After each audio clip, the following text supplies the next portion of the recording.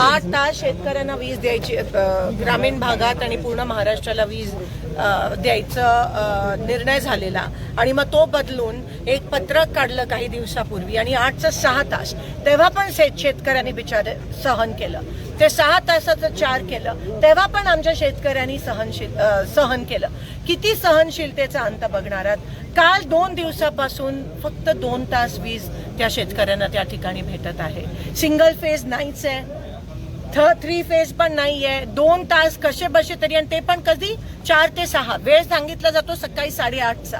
शेतकरी जातो, वीजच नसते. तुम्ही अजून किती शेतकऱ्याचा अंत बघणार आहात? किती म्हणजे सगळ्या गोष्टी तुम्ही खत महाग करून ठेवलंय, डिझेल बंद आहे, आता वीज बंद आहे, मग तुम्ही मारूनच टाका ना. काय चाललंय काय? सरकारचं लक्षच नाही आहे. शेतकरी त्रस्त आहे. काही दिवसापूर्वी पण आम्ही आंदोलन केलेलं वीज आणि डिझेलचं, त्याच्याकडे पण लक्ष नाही. आज सगळेजण या ठिकाणी, मला 2 दिवस सगळेजण या ठिकाणी सांगतात, मी गावोगावी जाते की लाईटच टोटली बंद आहे.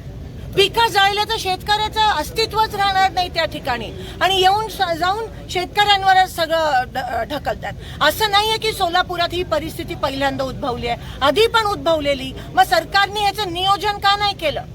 झोपलेलं का सरकार? नियोजन का नाही करायचं? दरवर्षी तेच.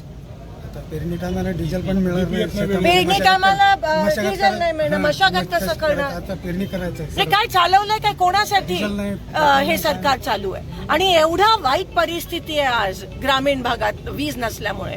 पण सरकार अतिशय निगरगट आहे, काही करत आहे. फक्त आहे ना निवडणूक निवडणूक निवडणूक, ह्याच्या पलीकडे ह्यांना दुसरं काही सुचतच नाहीये सत्ताशिवाय. एवढे अहंकारी आणि निगरगट झाले.